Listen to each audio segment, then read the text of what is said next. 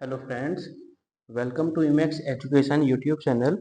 तो आज की इस वीडियो में हम टैली में सैलरी क्रिएट करना बताएंगे कि टैली में सैलरी किस प्रकार से क्रिएट की जाती है। तो सबसे पहले हम टैली पे चलते हैं और यहाँ पे एक कंपनी को सेट करके न्यू कंपनी बनाएंगे और जिसका नाम हम अपने अकॉर्डिंग कुछ भी रख लेंगे। जैसे हमने टैली पेरोल सेक्शन नाम रख लिया, ये कंपनी का नाम है हमारा। अपने अकॉर्डिंग आप कुछ भी नाम इसमें रख सकते हो। अब इसे सेव करने के बाद में सबसे पहले हम पेरोल फीचर को इनेबल करेंगे, जो कि F11 पे जाके होएगा। F11 पे जाना है, फीचर्स पे एंटर, और जस्ट हमें यहाँ पे मिलेगा F1 के अंदर ही रहना है और यहाँ से मेंटेन पेरोल इसे यस करेंगे। और एक ये option maintain more than one payroll और पोस्ट कैटेगरी, दोनों को हमें यस करके एंटर करके इसे सेव कर देना है। अब सेव करने के बाद में हमारे पास एक ऑप्शन ये एक्स्ट्रा बढ़ जाएगा, जिसमें पेरोल इंफॉर्मेशन की सारा डेटा हमें यहाँ मिलेगा। अब एक एक करके हमें यही समझना है कि किस ऑप्शन का यूज किस लिए किया जाता है। तो सबसे पहले इसमें दे रखा है कैटेगरी। कैटेगरी में हम किसी भी कंपनी का फर्म का नाम डालते हैं। जैसे सपोज करो हमारे 3 वेयर हाउस हैं और उन 3 वेयर हाउस की सैलरी हम यहाँ से बनाते हैं, तो कैटेगरी पे हम उन वेयर हाउस के नाम डालेंगे। या फिर हम इसमें कोई हॉस्पिटल का नाम रख लेते हैं। जैसे इसमें हमने सीम्स रख दिया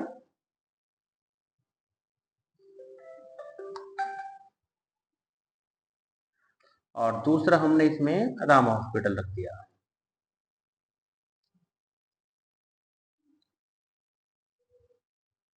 बैठ जाएंगे। अब इसके बाद में हमें ग्रुप्स बनाने हैं। ग्रुप्स क्या होते हैं? जिसमें कंपनी के डिपार्टमेंट, जितने भी डिपार्टमेंट होते हैं उन्हें ग्रुप्स कहा जाता है। ग्रुप्स इसमें हम बनाएंगे, एंटर क्रिएट। तो सबसे पहले हमें कैटेगरी सेलेक्ट करनी है। जैसे सपोज हम सिम्स हॉस्पिटल के सैलरी बना रहे हैं, तो यहाँ पे हमने सिम्स के ग्रुप डालने हैं। जैसे हो गया हमारे पास में ओपीडी डिपार्टमेंट, और दूसरा हमने डाल दिया इसमें बिलिंग डिपार्टमेंट हो गया एक, या इसके आगे हम लिख देते हैं सिम्स बिलिंग डिपार्टमेंट। और एक ग्रुप बना लिया हमने यहाँ पे सिम्स आईसीयू डिपार्टमेंट। बैक जाएंगे यहाँ से। अब जो हमने बनाया था ओपीडी वाला, उसमें चेंज कर लेते हैं।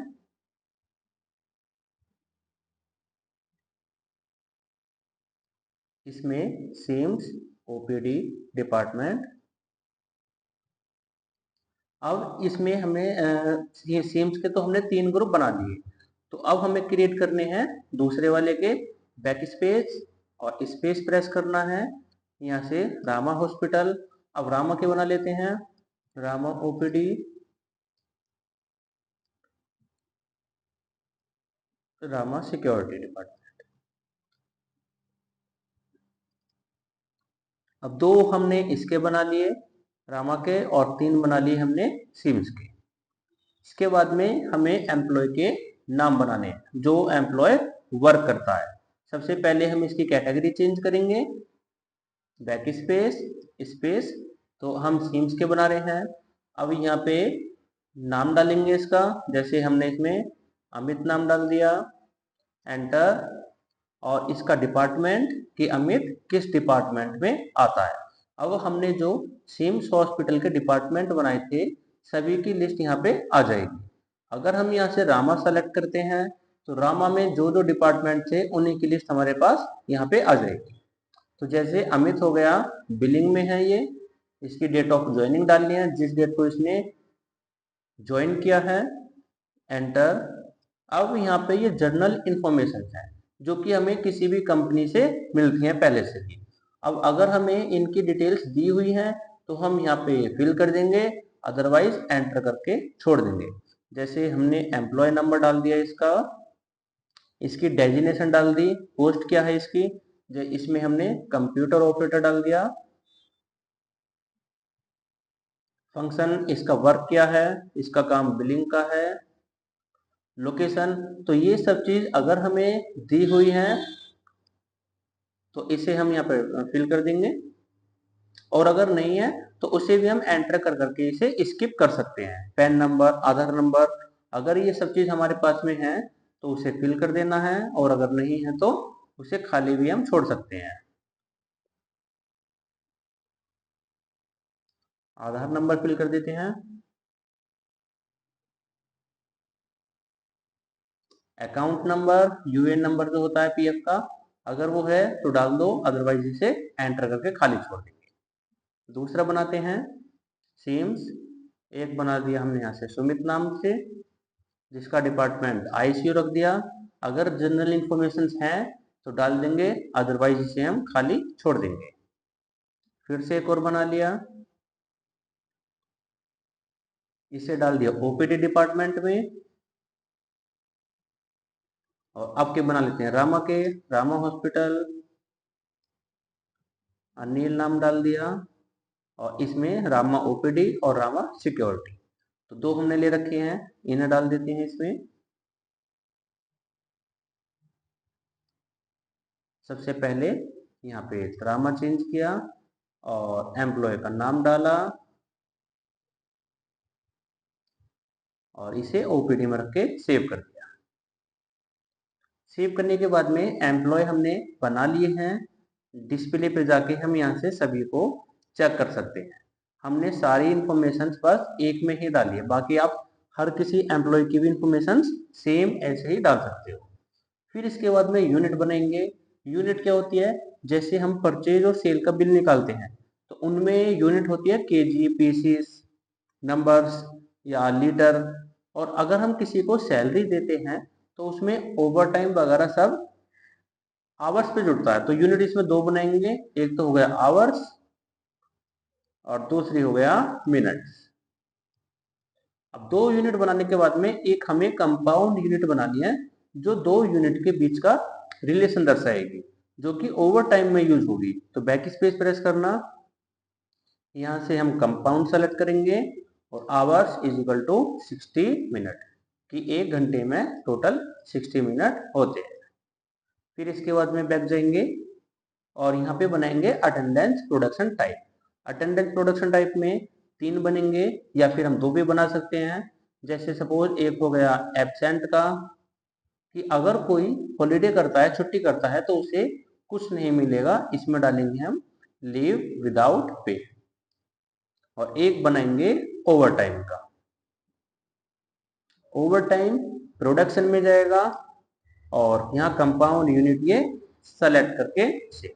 एक होता है प्रेजेंट का, इसे हम प्रेजेंट का भी बना सकते हैं, ये जाएगा लीव विद पेमेंट। लेकिन हम प्रेजेंट का नहीं बनाएंगे, क्योंकि जो हम सैलरी किसी को भी पे करेंगे वो मंथ में हम ओनली एब्सेंट एब्सेंट को डालेंगे।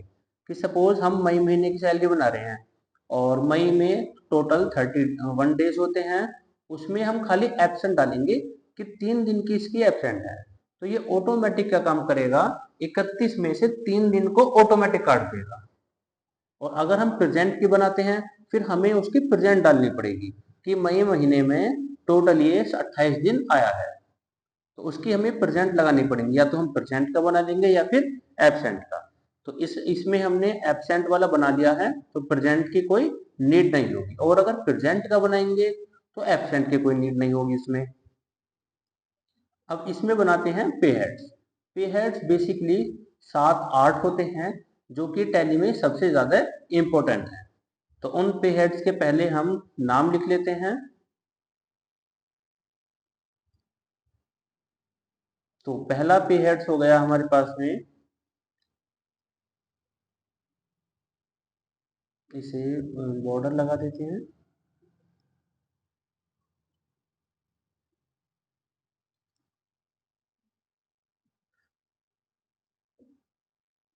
Basic salary.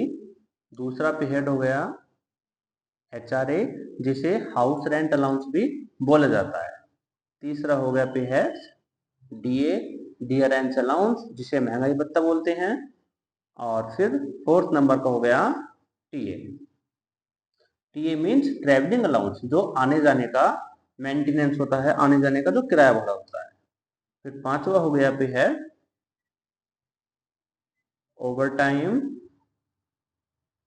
और छठा पे हेड हो गया पीएफ, सेवंथ पे हेड पीटी जिसे प्रोफेशनल टैक्स भी कहते हैं, और आठवां पे हेड हो गया ईएसआई जो कि मेडिकल चार्ज होता है जो एम्प्लॉय का कटता है। अब ये पे हेड्स हमें बनाने हैं, तो इसमें पे हेड्स के नेम में डालेंगे बेसिक सैलरी। अब इसमें पे हेड टाइप में 5 ऑप्शन आते हैं। इसमें अर्निंग फॉर एम्प्लॉय में हम वो पे हेड डालते हैं जो एम्प्लॉय को मिलता है, जैसे कि बेसिक सैलरी मिलती है, एचआरए के पैसे भी मिलते हैं, और डीए के भी मिलते हैं, टीए के भी मिलते हैं, और ओवर टाइम के मिलते हैं। तो ये जितने भी हैं इसे हम डालेंगे अर्निंग फॉर एम्प्लॉयज में।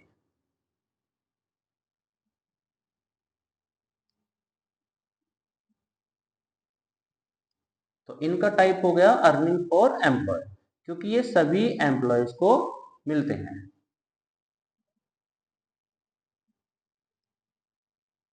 अब यहां से डालेंगे अर्निंग फॉर एम्प्लॉय में डिडक्शन फ्रॉम एम्प्लॉय। डिडक्शन में कौन कौन से जाएंगे? जो एम्प्लॉय के कटेंगे, जैसे पीएफ हो गया, क्योंकि पीएफ के पैसे कटते हैं तो वो डिडक्शन में जाएगा। ईएसआई के भी कटेंगे, वो भी डिडक्शन में जाएगा, और पीटी के भी कटेंगे, लेकिन ये डिडक्शन में नहीं जाएगा, क्योंकि पीटी एक प्रोफेशनल टैक्स होता है जो गवर्नमेंट को हर किसी एम्प्लॉय का जमा होता है। तो इसे हम पीएफ को उसमें, पीटी को उसमें नहीं डालेंगे। तो इसे पहले कंप्लीट करते हैं अर्निंग फॉर एम्प्लॉय। बाकी ये सब चीज फिक्स रहेंगी सेम ऐसे ही, और यहाँ चेंज होगा कैलकुलेशन टाइप। जो बेसिक सैलरी रहेगी वो अटेंडेंस के बेस पर रहेगी, नॉट एप्लीकेबल। और जो हमने एब्सेंट की वो बनाई थी अभी, उसे हम यहाँ से सेलेक्ट कर लेंगे। लेकिन अगर हम प्रेजेंट की बनाते तो फिर हमें यहाँ पे प्रेजेंट सेलेक्ट करना पड़ता, फिर उसमें एब्सेंट वाला ऑप्शन नहीं आता लीव विदाउट पे का। एब्सेंट और मंथ के अकॉर्डिंग सैलरी रहेगी as per calendar period, save. दूसरा हो गया इसमें पे है HRA. HRA earning for employees, क्योंकि इसके भी पैसे मिलते हैं। चेंजेस होगा कैलकुलेशन टाइप। अब इसमें हम डालेंगे as computed value. As computed value का मतलब क्या होता है? सपोज करो किसी की सैलरी 13,400 है, तो उस पर हम क्या कम करेंगे, फिक्स अमाउंट नहीं रखेंगे, उस पर रखेंगे हम कि इसे 5% एचआरए देना है, कि जिसकी सैलरी 10,000 से ज्यादा है उसे 5% एचआरए मिलेगा, और जिसकी सैलरी 10,000 से कम है उसे हम, जिसकी सैलरी 10,000 से कम है, जैसे हमने 9400 डाल दिया, तो उसकी उसे हम एचआरए देंगे 6%। तो परसेंटेज में अलग अलग देने के लिए यूज करते हैं हम एज कंप्यूटेड वैल्यू का। अब यहाँ पे सब चीज सेम रहेंगी, on current earning total, date same रहेगी। अब यहाँ पे डालना है अमाउंट ग्रेटर देन, इसमें ऑटोमेटिक बाय डिफॉल्ट 0 लेके चलता है ये, और यहाँ पे डाला हमने 10,000, कि जिसकी सैलरी अप टू 10,000 है, यानी कि 10,000 से कम है, उसे हम 10,000 तक में 6% एचआरए देंगे, और जिसकी सैलरी 10,000 से प्लस है, 10,000 से ज्यादा है, उसे हम 5% एचआरए देंगे। नेक्स्ट हो गया डीए। ये भी सेम एचआरए की तरह ही होता है, महंगाई भत्ता बोलते हैं इसे।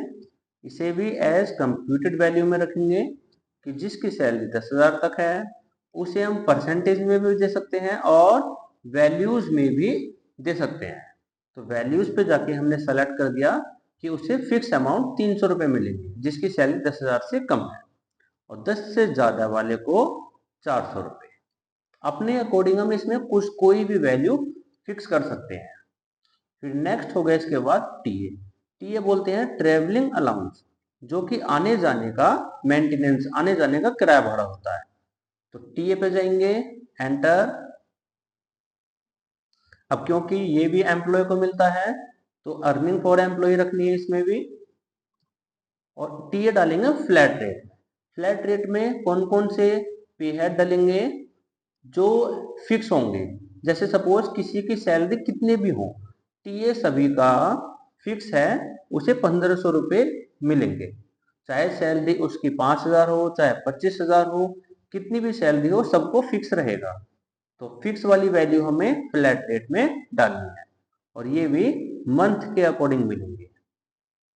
फिर नेक्स्ट हो गया इसके बाद में ओवर टाइम। ओवर टाइम में क्या होगा, ओवर टाइम डाला यहाँ पे, अब ये भी एम्प्लॉय को मिलेगा, तो अर्निंग फॉर एम्प्लॉय में जाएगा ये भी। यहां से डालेंगे ऑन प्रोडक्शन। प्रोडक्शन का मतलब जितना काम उतने पैसे, घंटों के हिसाब से इसमें कैलकुलेशन हो जाएगी। प्रोडक्शन टाइप में यूनिट डाल देनी है जो हमने बनाई थी वो। फिर नेक्स्ट हो गया इसके बाद में पीएफ। अब पीएफ जो है ये एम्प्लॉय का कटेगा। पीएफ जो भी चीज कटने वाली होती है उसे हम डालते हैं डिडक्शन फ्रॉम एम्प्लॉय में। डिडक्शन पे जाएंगे और डिडक्शन पे जाने के बाद में यहाँ पे सेलेक्ट करेंगे इसका जो ग्रुप रहेगा डायरेक्ट एक्सपेंस की जगह करंट लायबिलिटीज, क्योंकि पीएफ एक हमारी लायबिलिटीज होती है। सपोज हमने किसी एम्प्लॉय का हमने किसी का पीएफ काट लिया, तो वो हमारी एक लायबिलिटीज है कि हम उस पीएफ को उसके खाते में जमा कराएं। तो ये एक प्रकार का हमारे ऊपर लोन रह जाएगा। इसे भी डालेंगे कंप्यूटेड वैल्यू कि जिसकी सैलरी 10,000 तक है उसके हम 8% काटेंगे और 10 से ज्यादा वाले के 10%। सेव। फिर नेक्स्ट हो गया पीटी। पीटी के बाद में है ईएसआई जो मेडिकल चार्ज होता है, तो इसे बना लेते हैं और ये भी एम्प्लॉय का कटेगा, तो डिडक्शन में जाएगा ये भी डायरेक्ट एक्सपेंस, और इसे हम फ्लैट रेट रखेंगे कि सभी का अमाउंट फिक्स रहेगा। इसे पीएफ को चेक कर लेते हैं एक बार, कभी गलत हो गया हो। डिडक्शन फ्रॉम एम्प्लॉय ठीक है बिल्कुल। नेक्स्ट इसके बाद में ईएसआई हो गया और पीटी, ये एक प्रकार का टैक्स है और जितने भी टैक्स होते हैं वो सारे इसमें जाते हैं एम्प्लॉय स्टैट्यूटरी डिडक्शन में। इसे लेना है और सभी टैक्स की ledger duties and taxes group में जाती है। ये टैली में एक बना हुआ पहले से एक ग्रुप होता है जिसमें कि सीजीएसटी, एसजीएसटी, आईजीएसटी, वो सारी टैक्स की लेजर हम इसी ग्रुप में डालते हैं। कि जिसकी सैलरी 10,000 तक है उसे हम 250 रुपये रखते हैं उस पर, और जिसकी 10 से ज्यादा 20,000 तक है उस पर हम 300 रुपये रखेंगे, जिसकी 20,000 से भी ज्यादा है उस पर 500 रुपये। तो इसे हम इस स्लैब को अपने अकॉर्डिंग कस्टमाइज कर सकते हैं हर किसी में। जैसे हमने एचआरए में ओनली 10,000 से कम या 10,000 से ज्यादा लिया था, उसमें भी हम 10,000 से 20,000, 20 से 30, 30 से 40, 40 से 50, तो उसमें भी हम इसी प्रकार से डाल सकते हैं। नेक्स्ट हो गया, अब ये तो कंप्लीट बन चुके हैं पे हेड। इसके बाद हम बैक जाएंगे। अब यहाँ पे हम सैलरी को डिफाइन करेंगे कि किसकी सैलरी कितनी है। सबसे पहले हम अमित के बना लेते हैं। अब इफेक्टिव फ्रॉम, इसमें हमें वो डेट डालनी है जिस डेट की हमें सैलरी बनानी है। सपोज हमने यहाँ पे 1/5 मई महीने की डेट डाल दी। अब इसमें हमने मई की ही डेट क्यों रखनी है, क्योंकि अटेंडेंस हम लगाते हैं महीने की लास्ट तारीख को, और हम टैली का जो यूज कर रहे हैं वर्जन वो कर रहे हैं हम एजुकेशन बोर्ड। और एजुकेशन बोर्ड में आपको पता है हम इसमें 1 तारीख, महीना कोई सा भी हो, और 2 तारीख, तो इसमें एक डेट की लिमिटेशन होती है, और 31 तारीख, इसमें बस हम इन्हीं डेट को डाल सकते हैं। अब इसमें जैसे 1, 2 और 31 है, हमने यहाँ पे मई का महीना लिया है। जब हम इसकी अटेंडेंस लगाएंगे तो अटेंडेंस लगेगी महीने के लास्ट के दिन, तो वहां पे हमें 31 तारीख लेने में आसानी होगी। अगर हम यहाँ पे अप्रैल की डेट ले लेते हैं तो अप्रैल की अटेंडेंस लगेंगी 30 तारीख को, और टैली में एजुकेशन वर्जन में हम 30 तारीख में नहीं डाल सकते, तो वहां ये प्रॉब्लम आ जाएगी। तो इसीलिए हम यहाँ पे मई का महीना ले लेंगे जिसमें 31 दिन होते हैं, कोई सा भी ले लेंगे, जुलाई ले लेंगे, अगस्त ले लेंगे और अक्टूबर ले लेंगे, जिसमें 31 तारीख आती हो उस महीने को हम कोई सा भी यहाँ पे सेलेक्ट कर सकते हैं। अब जैसे अमित की बेसिक सैलरी हमने 17,000 रुपये रख दिया। डीए बेसिक सैलरी पे कैलकुलेट होगा, ईएसआई अपने आप आएगा। सॉरी, ईएसआई तो हमने फ्लैट रेट डाला था, जो जो चीज हमने फ्लैट रेट डाली है वो हमें यहाँ पे डालनी पड़ेगी। 180 रुपये काट दिया हमने। एचआरए, ओवर टाइम सपोज 100 रुपये घंटा हमने यहाँ पे रख दिया। पीएफ अपना पाएगा, पीटी अपना पाएगा, टीए हमें डालना पड़ेगा। टीए भी फ्लैट रेट में है कि इसे 1500 रुपये ट्रैवलिंग के मिलेंगे। फिर इसके बाद में अनिल हमने ले लिया 1.5 बेसिक सैलरी। सपोज इसमें हमने 9,000 रुपये की बेसिक सैलरी रख। डीए ईएसआई 180 रुपीज इसके भी कटेंगे। एचआरए ओवर टाइम 110 रुपये घंटा, पीएफ, पीटी और टीए यहाँ पे हमने इसका भी फिक्स रख दिया 1500। सेम ऐसे ही राजीव नाम ले लिया 1.5 बेसिक सैलरी। सपोज इसमें हमने 21,000 डाल दिया। DA ESI 180, HRA over time 110 रुपये घंटा, पीएफ, पीटी और टीए हो गया 1500 रुपये फिक्स अमाउंट। नेक्स्ट हो गया इसमें सुमित। अब इसमें जो हम एम्प्लॉय की सैलरी बना रहे हैं वो पर याद रखना, कभी भी किसी डिपार्टमेंट की सैलरी नहीं बनाना, क्योंकि अगर हम डिपार्टमेंट वाइज सैलरी बनाएंगे, जैसे हमने रामा सिक्योरिटी के डिपार्टमेंट की सैलरी यहाँ बना दी, तो ये क्या काम करेगा, जितने भी सिक्योरिटी डिपार्टमेंट में वर्कर हैं, जैसे सपोज हमने स्टार्टिंग के 3 नाम सिक्योरिटी डिपार्टमेंट में डाल रखे हैं, तो हम एक की सैलरी डालने से तीनों की सैलरी ऑटोमेटिक आ जाएगी। अगर हमें तीनों की सैलरी अलग अलग डालनी हो तो यूज करेंगे हम नेम का, और अगर डिपार्टमेंट वाइज डालनी हो तो डिपार्टमेंट वाइज भी डाल सकते हैं कि आईसीयू में जितने भी वर्कर वर्क करते हैं उनकी सैलरी इतनी रहेगी, ओपीडी में जितने भी वर्कर वर्क कर रहे हैं उनकी सैलरी 14,000 रहेगी। फिर हमें एम्प्लॉय के नाम के अकॉर्डिंग सैलरी डालने की जरूरत नहीं पड़ेगी। अब इसे फिल कर लेते हैं सेम ऐसे ही।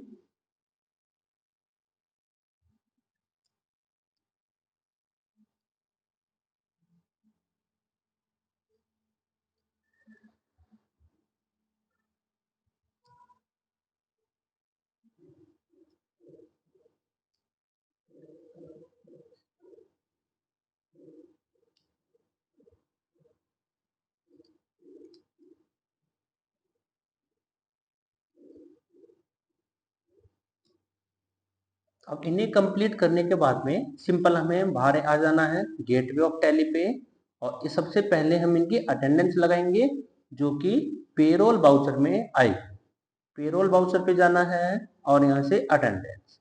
अब फ्रेंड्स हमें जो अटेंडेंस लगानी है वो महीने की लास्ट की तारीख को लगानी है। तो सबसे पहले हम यहाँ पे डेट चेंज करेंगे। हमने वहाँ पे जो सैलरी बनाई थी 1/5 डेट लिया था, तो यहाँ पे हमें 31/5। अब यहाँ पे प्रॉब्लम आती है, अगर हम वहाँ पे अप्रैल का महीना ले लेते तो यहाँ पे ये 30 तारीख को एक्सपेक्ट नहीं करता, तो इसीलिए हमने वहाँ पे मई का महीना लिया था कि अमित यहाँ पे एब्सेंट था 3 दिन। लेकिन अमित ने ओवर टाइम भी किया है, ओवर टाइम इसका हमने डाल दिया 4 घंटे का। और जो अनिल था इसने जो एब्सेंट नहीं था, तो इस पे हम ओवर टाइम पे जाएंगे, 6 घंटे का ओवर टाइम था। और राजीव ओनली एब्सेंट था 9 दिन।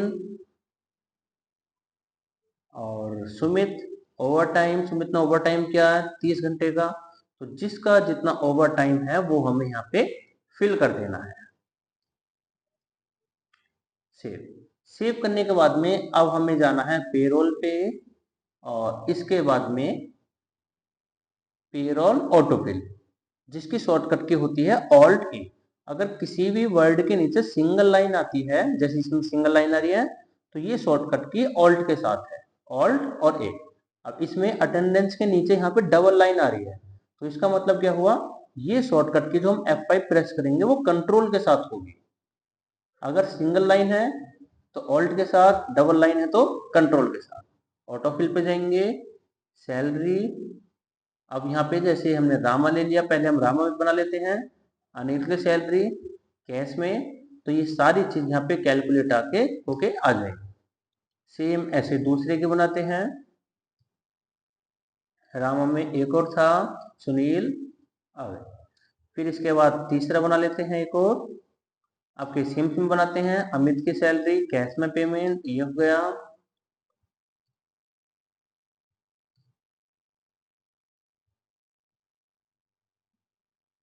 एक मिनट, यहाँ पे नाम नहीं आया।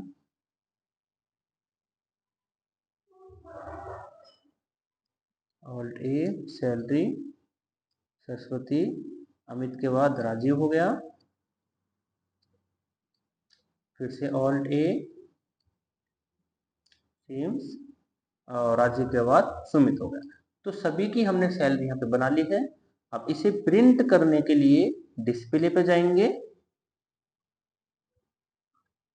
और यहाँ से स्टेट पेरोल रिपोर्ट्स पे जाएंगे, स्टेटमेंट ऑफ पेरोल। अगर हमें अटेंडेंस वगैरह चेक करनी हो तो हम इसकी हेल्प से कर सकते हैं। अटेंडेंस शीट पे जाएंगे कि अमित यहाँ पे 3 दिन एब्सेंट था और 4 घंटे ओवर टाइम था, 1 मई से 31 मई तक। तो सभी की यहाँ पे शो हो जाएगी। सुनील यहाँ पे 23 घंटे इसने ओवर टाइम किया था, एब्सेंट बिल्कुल भी नहीं था। और ये जो आ रहा है राजीव, इसने ओवर टाइम नहीं किया और ये 9 दिन एब्सेंट था। अगर हमें इसकी रिपोर्ट सेव करनी हो तो ऑल्ट पी से हम इसकी रिपोर्ट भी सेव कर सकते हैं, सेम ऐसे। बट हमें अटेंडेंस पे उस पे जाना है, statement of payroll, pay slip, single pay slip. अब जिसकी भी लेनी है, जैसे अमित की लेनी है तो ये पे स्लिप हमारे पास तैयार हो जाएगी। इसमें 2 पार्ट होंगे, अर्निंग और डिडक्शन। इधर साइड में जितनी भी चीज आती है वो एम्प्लॉय को मिलेंगी, अर्निंग में जो आ रही है, और इधर साइड में जो आ रही है वो एम्प्लॉय की कटेंगे। इसमें देखो फ्रेंड्स, ओवर टाइम आ रहा है 3 घंटे, और ओवर टाइम हमने नाम क्या है ये, अमित। अमित को ओवर टाइम हमने 100 रुपये घंटा डाला था, तो इसके ओवर टाइम की मनी हो गई 400 रुपये। बेसिक सैलरी इसकी हमने 17,000 डाली थी, और 3 दिन ये एबसेंट था, तो इसने ऑटोमेटिक कैलकुलेट करके 15,354 ये ले आया। Alt P enter, alt Z से जूम कर सकते हैं इसे। जूम करने के बाद में अब ये तो हो गया ग्रॉस सैलरी, और इधर साइड में आएगा, सॉरी ये हो गया नेट सैलरी, ये ग्रॉस सैलरी, और जो टोटल कट कटा के मिलेगा वो ये अमाउंट आएगा। ये ऑटोमेटिक ग्रोस में से डिडक्शन वाले पार्ट को काट देगा, और जो हमने एम्प्लॉय की डिटेल्स डाली थी वो सभी हमारे पास यहाँ पे आ जाएंगे। जैसे एम्प्लॉय नंबर हो गया, फंक्शन क्या है, डेजिग्नेशन क्या है, लोकेशन क्या है, बैंक डिटेल्स, और यहाँ पे हमने डाला था पैन नंबर। तो जो जो इन्फॉर्मेशन हमने वहाँ पे ऐड कराई थी वो सभी हमें यहाँ पे शो हो जाएंगे। वापस ऑल्ट पे किया और डेस्कटॉप पे हमने फाइल को, अमित सैलरी नाम की फाइल सेव कर दी। अब किसी और की चेक करते हैं, बैक जाएंगे, अनिल नाम लिया, ऑल्ट पी एंटर, तो ये आ गई हमें हमारे पास। ओवर टाइम हो गया जिसमें 6 घंटे का, बेसिक सैलरी आ गई 9,000। अब इसमें देखो एब्सेंट नहीं था, नहीं लिख दी, तो इसकी जितनी ग्रोस सैलरी है सेम सैलरी आई है, कटी नहीं है कुछ भी। और इसमें हमने 110 रुपये घंटा ओवर टाइम डाला था, तो टोटल यहाँ पे आया 660, क्योंकि इसने 6 घंटे ओवर टाइम किया है। और जब हम एम्प्लॉय का नाम बनाते हैं तो यहाँ पे सारी इंफॉर्मेशन हमें डालनी पड़ती है। जैसे उसमें हमने डाली थी एम्प्लॉय नंबर, वो यहाँ प्रिंट होता है सब। फंक्शन क्या है, डेजिग्नेशन, लोकेशन, इसका नाम हमने डाल दिया अनिल सैलरी। सेम ऐसे ही नेक्स्ट वाला लिया Rajiv, Alt P enter, Alt P Rajiv salary. Sumit ले लिया, Alt P enter, Alt P. तो सभी की सैलरी स्लिप डेस्कटॉप पर सेव हो जाएगी। सुनील नाम लिया, ऑल्ट पी,